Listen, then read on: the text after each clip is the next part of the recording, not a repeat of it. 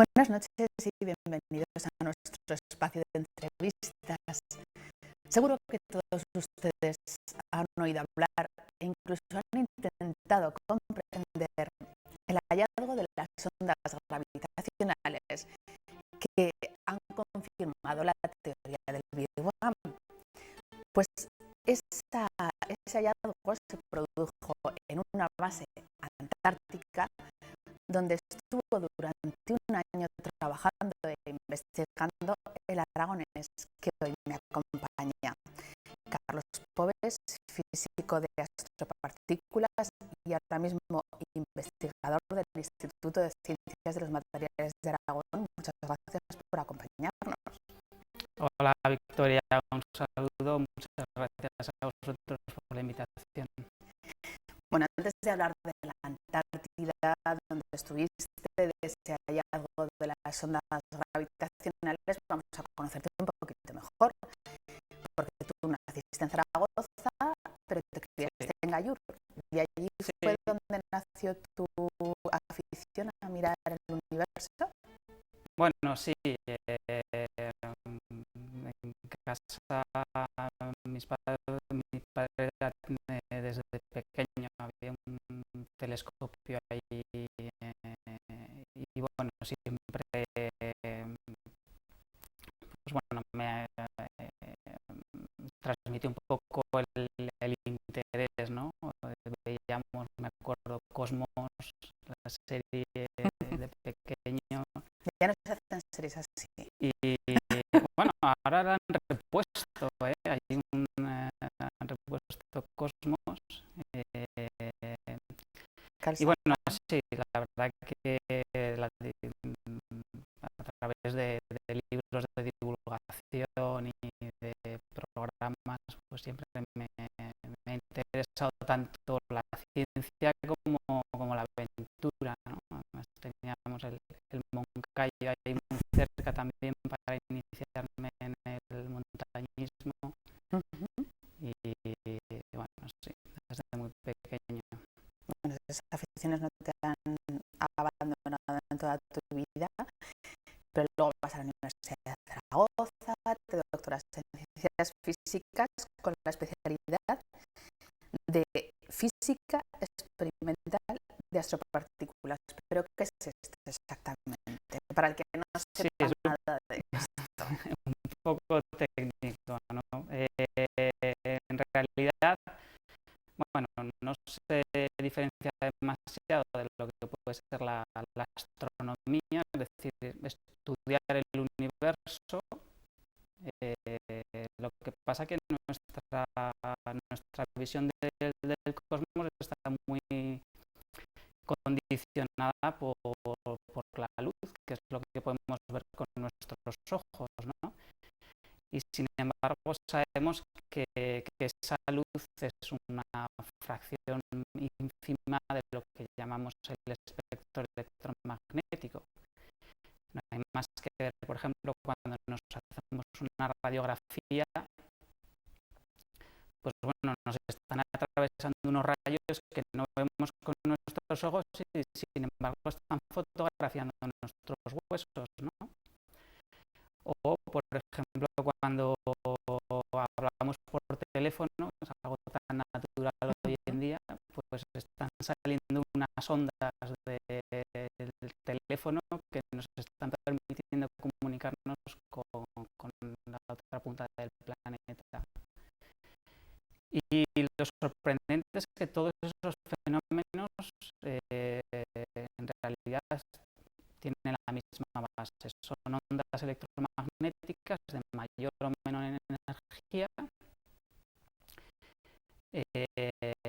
Lo que pasa es que solo una pequeña fracción son la que podemos ver con nuestros ojos. Construyendo instrumentos adecuados, telescopios adecuados, podemos estudiar ese otro tipo de ondas, ¿no? Con radiotelescopios o con telescopios de rayos X, y eso pues bueno nos permite estudiar el universo y descubrir una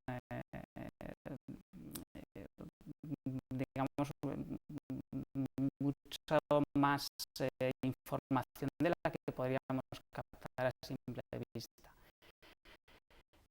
Lo interesante es que no solo nos llegan ondas electromagnéticas del cosmos, sino que hemos descubierto que nos llegan también otro tipo de partículas.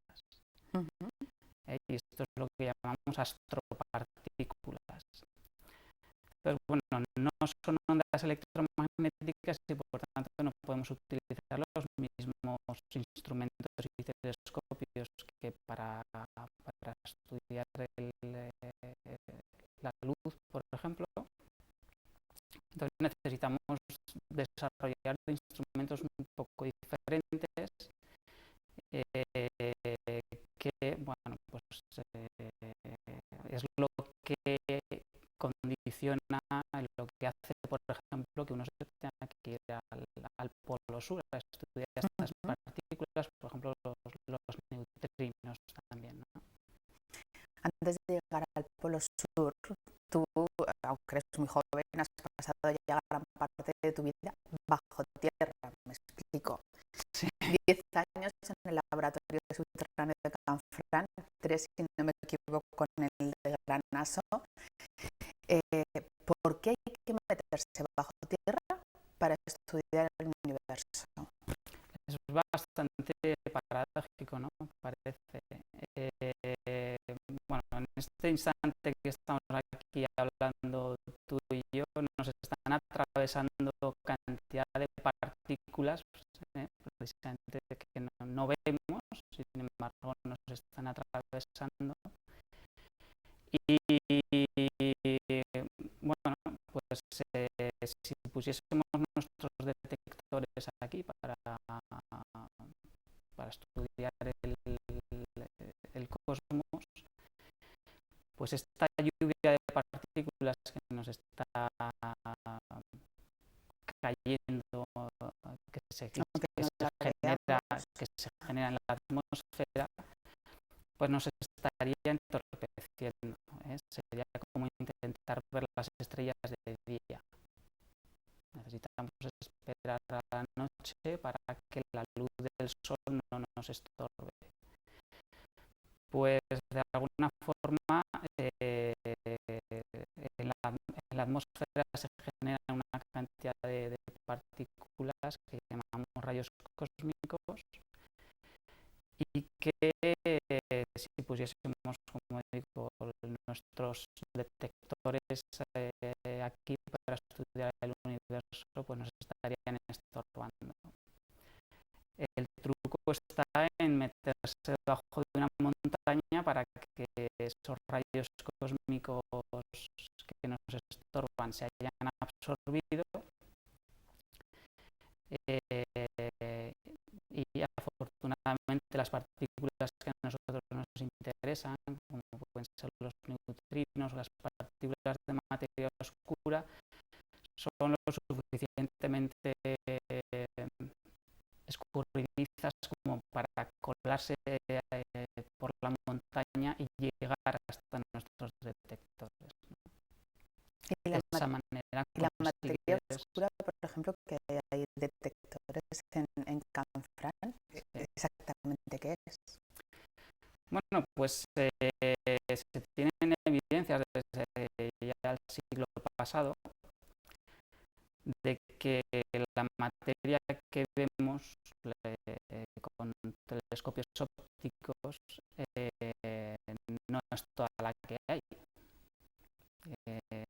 porque bueno, pues midiendo por ejemplo las velocidades a las que giran las galaxias, se ve que las estrellas en los extremos giran mucho más rápido de lo que permitiría, es como un patinador que cuando gira muy rápido extiende los brazos, ¿no? Bueno, pues las estrellas deberían estar escapándose de las galaxias si no se escapan, lo cual le induce a pensar que hay más materia que no vemos que se está atrapando ahí, ¿no? evidencias a escalas muy diversas que apuntan en esa dirección, que hay más materia de la que en realidad estamos viendo, y además lo curioso es que esa materia no es del tipo del que estamos hechos tú y yo o esta mesa.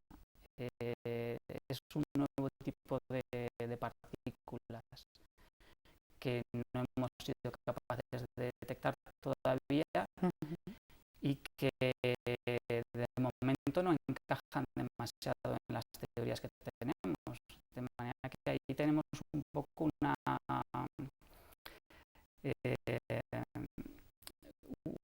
conexión muy interesante entre lo que es la física del cosmos y la física de partículas, ¿no? También a la hora de estudiar, por ejemplo, el Big Bang, se dan la mano, ¿no? La física del cosmos y la física de partículas. En 2007 empiezas a hacer un poco lo que estás haciendo aquí, es hacer divulgación científica. ¿Crees que en general en España, a los españoles nos falta cultura científica? Bueno, yo creo que cara, por ejemplo, que nos falte cultura literaria o cultura de historia, pero la ciencia la tenemos un poco relegada. es cierto que, bueno, yo que he pasado algún tiempo en Italia, me sorprendía cómo en horarios de máxima audiencia tenían programas de gran calidad, programas científicos, ¿no?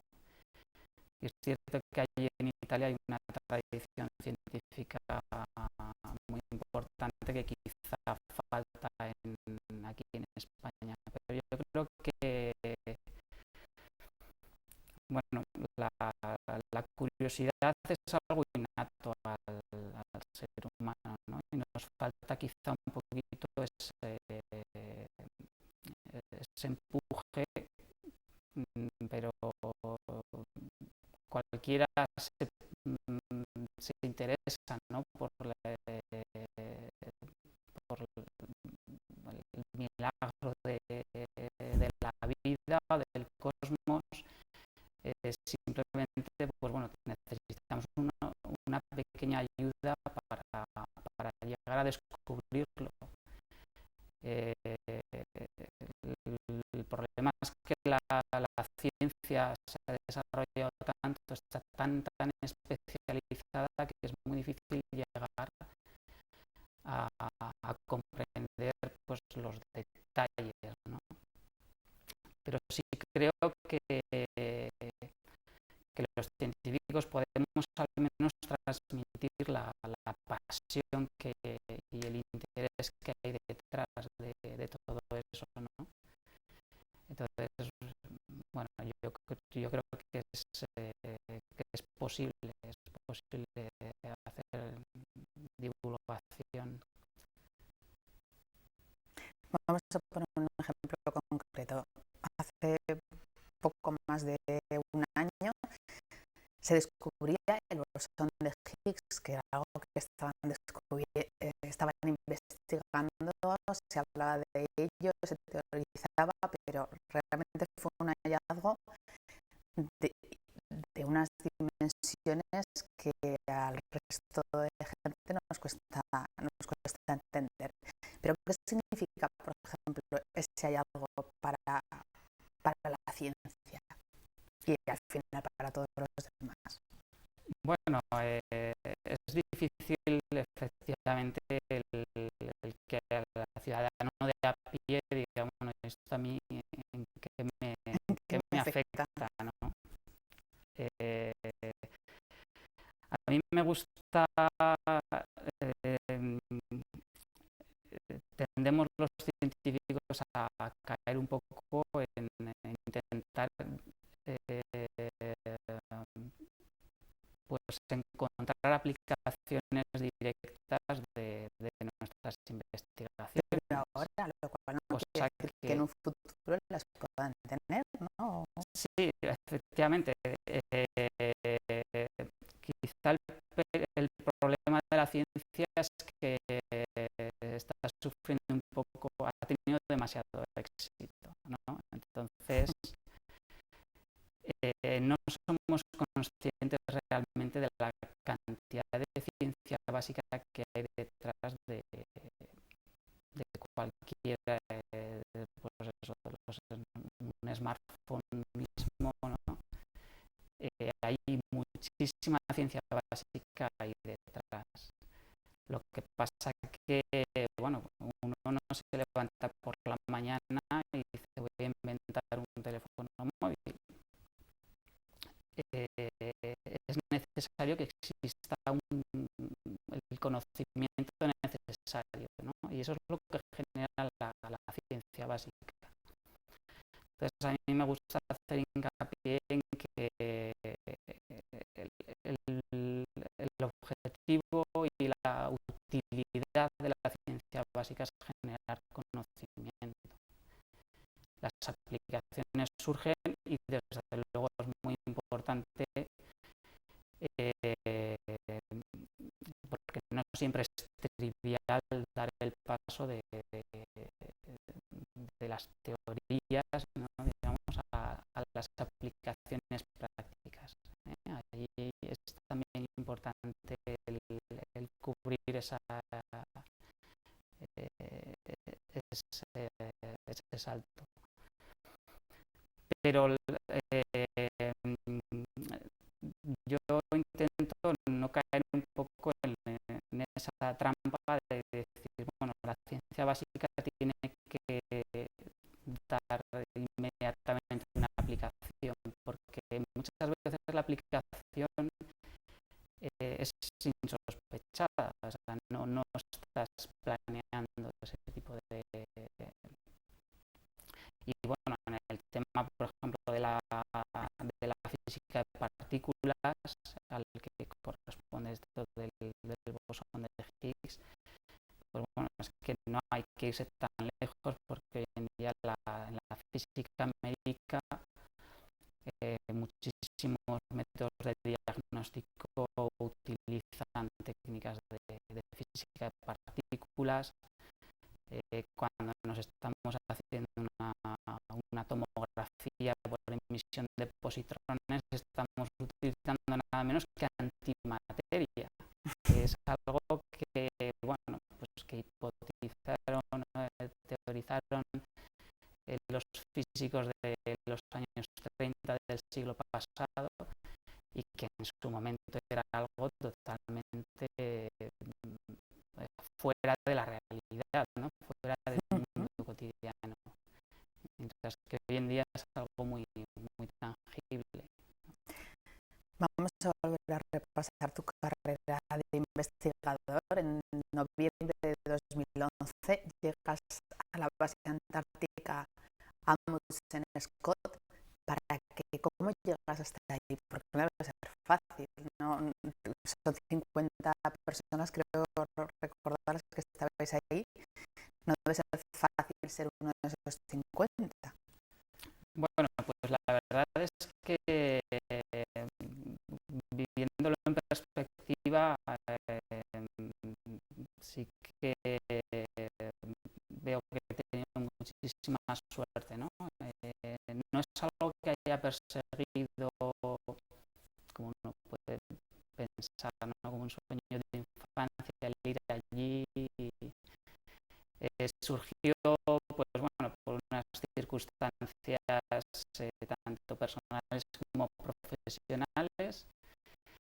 De hecho, yo creo que estaba un poco con ganas de escapar del mundo y vi esta oferta de trabajo. Del mundo. Y aislarse completamente, ¿no? Y yo creo que si hubiese pensado en ese momento que iba a conseguir ese puesto de trabajo, me hubiese planteado el pedirlo porque, bueno, en primer momento te te asusta, ¿no? No sabes lo que hay allí, no sabes lo que te vas a encontrar. 8 meses completamente aislados, sin posibilidad de salir de allí. Pase lo que pase, no te pueden ir a rescatar. Entonces, bueno, fue un poco el hecho de solicitarlo, pues un impulso. Lo que pasa es que luego empiezas a superar pasos, un par de entrevistas, y bueno, te lo vas creyendo poco a poco, ¿no? Y bueno, pues me invitaron a Madison, que el telescopio este lo gestiona la Universidad de Madison, y bueno, pues ahí hicieron pruebas médicas y distintas entrevistas hasta que, bueno, pues en realidad yo quedé primer reserva. Lo que pasa es que, bueno, las pruebas médicas son bastante exhaustivas, y uno de los dos candidatos que habían seleccionado no superó todas las pruebas médicas, y entonces me llamaron a mí a última hora. Tuve que hacer todos los papeles y todas las gestiones para viajar inmediatamente a Estados Unidos y de ahí prácticamente directamente a la Antártida. Te hiciste cargo durante un año del telescopio IceCube. Exactamente qué hacías con ese telescopio, cuál era tu día a día, cuál era tu investigación. Bueno, este telescopio es un poco especial porque no es como los que estamos acostumbrados, que uno mira por un agujero y ve las estrellas, ¿no? Este telescopio hace uso del propio hielo antártico. Y algo sorprendente que yo hasta ir allí no me había planteado es el hecho de que el espesor de hielo en el polo sur alcanza casi 3 kilómetros de grosor. O sea, que estás a casi 3.000 metros de altitud, pero aquello es una llanura inmensa. Y bueno, estas partículas que intentamos estudiar con el IceCube, los neutrinos, pues tienen la particularidad de que son muy difíciles de cazar. En este instante que estamos aquí hablando, nos están atravesando miles de millones y ninguno de ellos se nota. No solo eso, sino que atraviesan la Tierra perfectamente y salen por nuestras antípodas, por ahí por Nueva Zelanda, sin haber chocado con un solo átomo de tierra, ¿no? Entonces, bueno, poder cazar unos cuantos es complicado, y el truco está simplemente en construir un detector muy grande. Y eso es lo que se hace allí. Se utiliza el propio hielo antártico como detector. Entonces, cuando algún neutrino, muy de vez en cuando, aunque es muy difícil que uno choque, pero como hay tantos, pues de vez en cuando alguno sí que choca ahí y produce unos pequeños destellos de luz. Y lo que se ha hecho es colocar detectores de luz por ahí distribuidos por el hielo, lo cual, bueno, se dice pronto, pero también lleva su complicación porque hay que llevar todo ahí hasta el Polo Sur, perforar unos agujeros de casi 3 kilómetros de profundidad y bueno, colocar más de 5.000 sensores de luz que están observando lo que está ocurriendo por allí, y toda esa información pues bueno, se recoge en un edificio que es donde hay más de 100 máquinas y ordenadores procesando toda esa información para enviarla después por satélite a analizar. Mi trabajo allí, pues bueno, básicamente consistía en garantizar que este instrumento estaba tomando datos el mayor tiempo posible. Puede haber fenómenos astrofísicos, como puede ser la explosión de una supernova, que puede durar unos segundos. Entonces, bueno, sí que cuando había algún problema y el detector se paraba, notabas un poco esa presión, ¿no? No querías que el detector estuviese parado justo cuando había el fenómeno astrofísico de la década. Entonces, bueno, básicamente nuestra labor ahí era esa, ¿no? Realizar también medidas rutinarias, lo que se llamaban calibraciones, en fin, estar un poco al servicio del detector, ¿no? Ese era nuestro trabajo como integrados allí. En este caso tú compartes ese trabajo con un compañero que creo que era sueco, ¿no? Sí, Sven es sueco, lleva, bueno, es una persona que lleva desde los años 90 viajando allí al Polo Sur, y de hecho él estuvo contribuyendo a la perforación y a la construcción del telescopio, y durante ese invierno del 2012 pues estuvo también allí cuidando del telescopio. De hecho era su segundo invierno allí.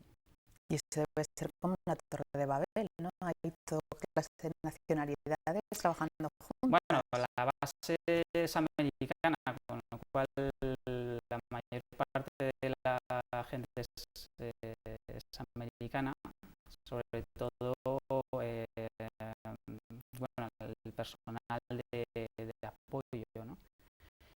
Pero de hecho nosotros éramos 50 personas y estábamos, creo recordar, 11 nacionalidades distintas. En cualquier caso fuiste a cazar neutrinos y otras partículas, pero por si acaso te llevaste el tuyo, ¿no?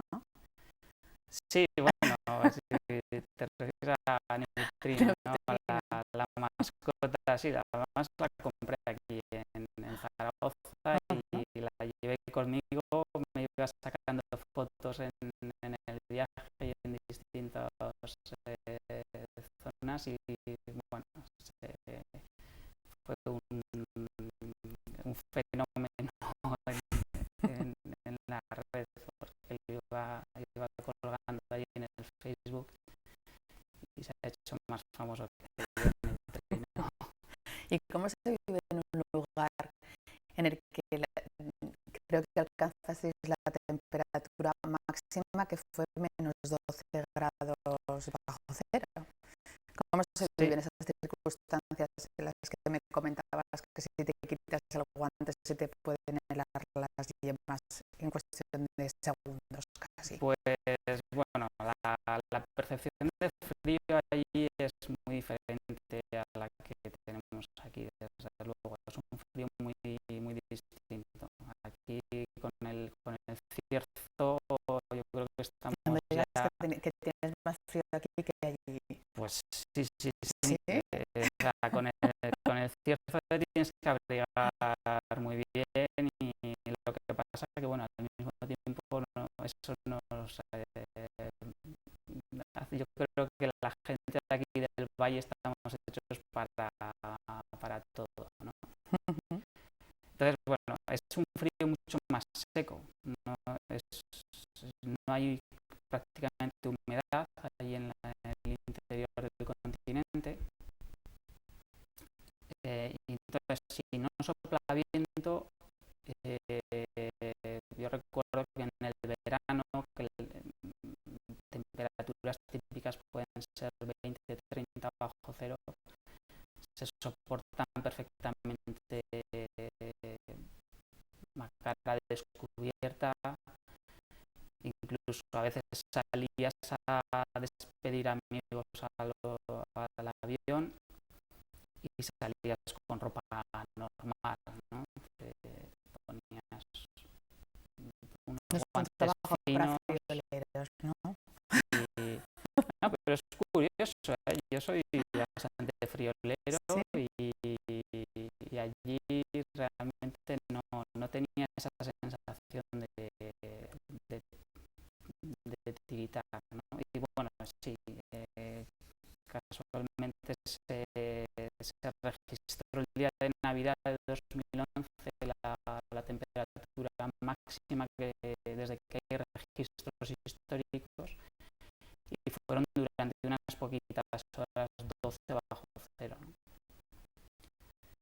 Que, bueno, de hecho aprovechamos para salir allí en bañador y sí, sacarnos unas me fotos. comentabas que era una tradición también, una vez al año, salir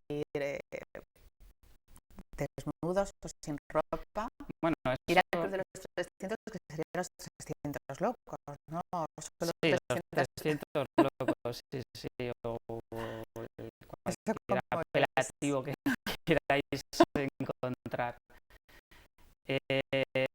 Bueno, allí en Estados Unidos las temperaturas no las miden en Celsius, las miden en Fahrenheit y bueno, se da que los menos 100 Fahrenheit, que es una cifra muy redonda y muy simbólica para ellos, son los menos 73,3 Celsius, que es una temperatura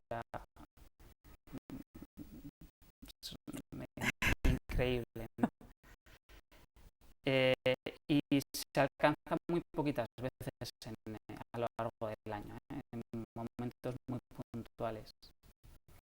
La temperatura media del invierno son unos 60 bajo cero. Entonces, bueno, sí que se ha creado este ritual de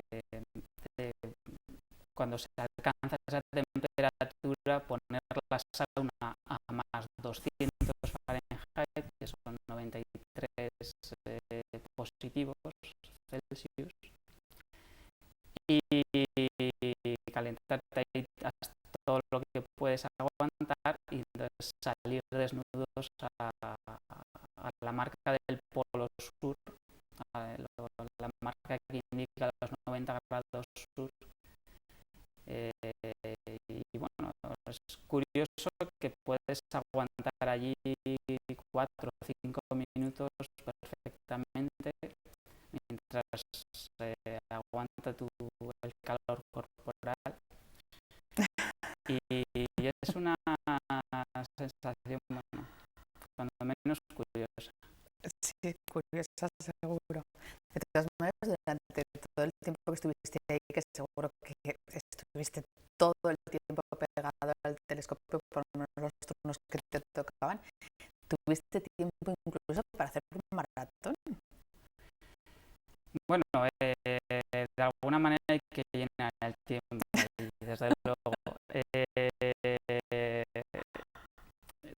no todo el tiempo estás, si el telescopio está funcionando correctamente, bueno, tú llevas una radio encima que te avisa si hay cualquier incidencia, entonces bueno, pues puedes dedicar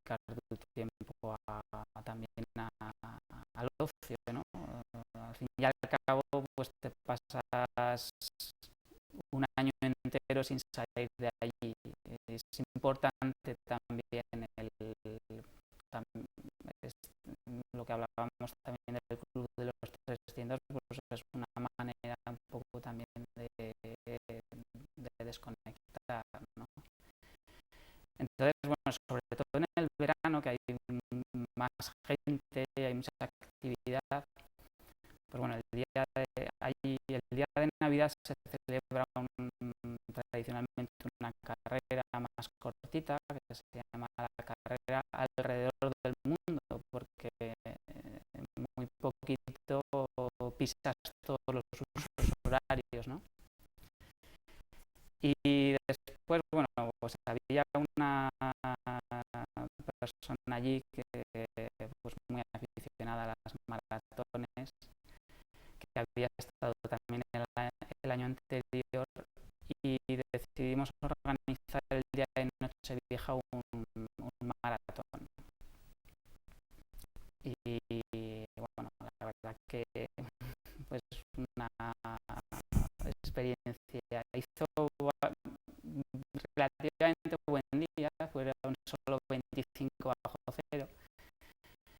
Pero bueno, correr por la nieve y además a esa altitud, a casi 3.000 metros de altitud, pues bueno, no es como correr aquí sobre asfalto. Pero fue una experiencia interesante. Además, pudiste coincidir con muchas expediciones, entre ellas la del televisivo Jesús Calleja, porque coincidía con el centenario del descubrimiento de la llegada al Polo Sí, Sur. ¿Qué nos sigue fascinando? ¿Por qué nos sigue fascinando tanto los polos? En este caso, el Polo Sur. Bueno, en particular ese año efectivamente se cumplía el centenario de la llegada de Amundsen y Scott allí. Y además yo creo que esta es una historia que cautiva, ¿no?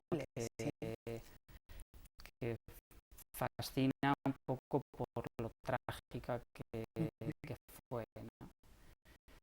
Y pensar que tan solo hace 100 años pues el ser humano no había llegado a poner el pie ahí, ¿no? Y es curioso cómo ahí se dan un poco la mano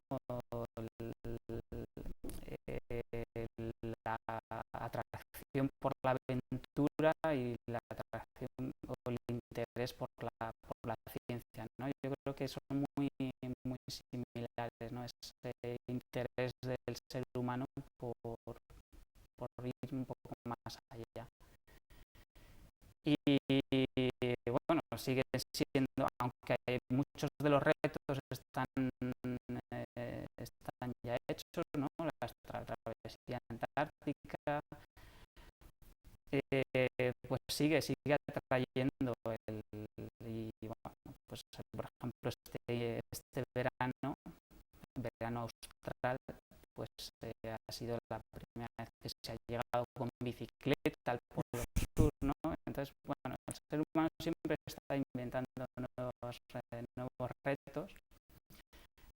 Se intentó este invierno pasado llegar, y esa era la primera vez que se intentaba llegar en invierno al Polo Sur. Eso es algo que fracasó y no se ha conseguido todavía. Entonces, bueno, no hay que olvidar que a pesar de que en cierto modo el hombre ha domado un poquito ahí la naturaleza, sigue siendo un continente muy extremo y bueno, las condiciones, sobre todo durante el invierno, hacen totalmente inviable cualquier la vida allí, ¿no? En esa misma base en la que estuviste hasta noviembre de 2012, hace apenas un mes, anunciaron que habían descubierto esas famosas famosas ondas gravitacionales. No sé si serías capaz de explicarlo para que la gente entienda la importancia de ese hallazgo. Bueno, como digo, a veces el explicar los detalles es complicado, sobre todo porque se nos escapa incluso a nosotros los científicos, ¿no? Parece que como científicos deberíamos saber de todo y en realidad los detalles son complicados, pero como decía antes, yo creo que sí que podemos transmitir un poco la fascinación o el interés de un hallazgo así. Hay que pensar que hemos sido capaces de mirar prácticamente cara a cara, ¿no? A los ojos directamente del primer instante del universo. Y eso es algo que a mí me parece increíble, ¿no? Como nuestra especie, ¿no? No hace tantísimo tiempo que estábamos viviendo en las cavernas y aprendimos a hacer fuego con 2 palos, y de repente, simplemente por nuestra curiosidad, nuestra fascinación por explorar, hemos llegado allí al Polo Sur, el lugar más remoto del planeta. Hemos construido un instrumento que nos ha permitido observar los diminutos restos, ¿no? De pequeñas huellas que fue capaz de dejar la gran explosión hace más de 13.700 millones de años en lo que llamamos el fondo cósmico de microondas. A mí eso me parece fascinante y yo creo que cualquiera que piense un poco en eso, pues se tiene que sentir fascinado, ¿no? Al fin y al cabo, aunque no puedas comprender los detalles, ¿no? de ese experimento, porque es complicado, pero bueno, al fin y al cabo todos formamos parte un poco de este viaje, ¿no? de exploración, y a mí me parece fascinante el hecho de que hayamos sido capaces de entender un poco, de llegar a ver ese primer instante del universo, cuando hace 100 años, por ejemplo, cuando Amundsen y Scott llegaron al Polo Sur, el universo conocido era la Vía Láctea, no se pensaba o no se creía que hubiese nada más allá, y en menos de 100 años hemos descubierto que el universo es muchísimo más vasto de lo que podíamos imaginar. No solo eso, sino que además se expande. Hay que pensar que Einstein, cuando desarrolló sus teorías, tenía en mente un universo estático, que es en realidad, cuando salimos por la noche a observar, es lo que vemos. Nos parece que el universo es siempre igual, ¿no?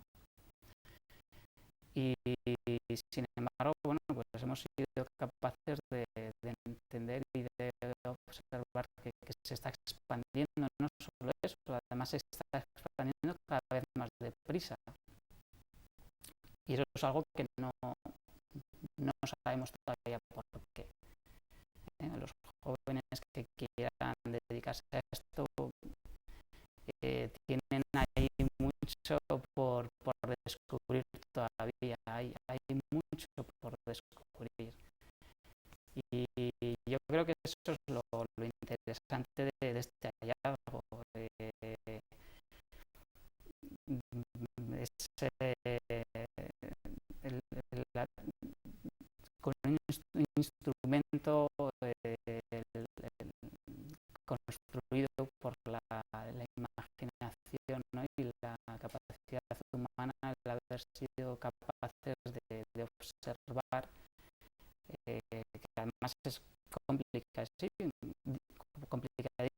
estas huellas son muy complicadas de ver, ¿no? Pero ahí están. A tu regreso aquí a España vuelves a Zaragoza, donde actualmente estás trabajando en el Instituto de Ciencias de los Materiales de Aragón. Exactamente, ¿qué investigaciones desarrollas ahí? Bueno, pues ahora estamos trabajando en el desarrollo de detectores no de neutrinos, sino de rayos X, ¿no? Volvemos al espectro electromagnético, que aunque son partículas más fáciles de detectar, pues bueno, esto está enfocado a la construcción de un telescopio de rayos X, y el tipo de sensibilidad que es necesario pues requiere el desarrollo de detectores específicos, ¿no? Y eso es lo que estamos trabajando aquí, en colaboración con otros grupos en España y en Europa. Se ha acabado nuestro tiempo, pero no me resisto a hacerte una última pregunta. Tienes dos hijas pequeñas y se habla mucho de que los científicos están maltratados, que se invierte poco en I+D, pero ¿a ti te gustaría animar a tus hijas a que siguieran tu camino, que fueran investigadoras o científicas? Hombre, viendo el panorama que hay aquí en España, a veces cuesta, ¿no? Han empeorado mucho en Costaría. los últimos años con la crisis. Bueno, lleva unos años complicados, y lo que pasa es que, bueno, pues es algo que se va sumando, ¿no? La falta de financiación, y eso va dañando los grupos de investigación, y bueno, se hace un daño que en pocos años el daño hecho puede tardar décadas en recuperarse. Pero bueno, yo sí que animo a mis hijas y desde luego a los jóvenes a que se dediquen a este campo. Además, hoy en día, bueno, pues a veces no queda más remedio que buscar también fuera de nuestras fronteras, y la ciencia pues no conoce de fronteras. Entonces, bueno, no sabe dónde puede terminar pues encontrando aquello que le motive y que le fascine. Entonces, bueno, desde luego hay mucho por estudiar, mucho por descubrir, y cuando uno pues bueno tiene interés y le gusta, pues a pesar de las dificultades que desde luego en este momento nos lo están poniendo complicado, pues se sale adelante, y bueno, yo creo que es no, desde luego personalmente no me arrepiento en absoluto de haber tomado este camino. Bueno, pues esperemos que siga siendo muy gratificante tu profesión en el futuro. Muchas gracias por habernos acompañado. Muchas gracias a vosotros, muy cortito, como decías, se pasa volando. La verdad es que sí. Y ahora les dejamos también con un magnífico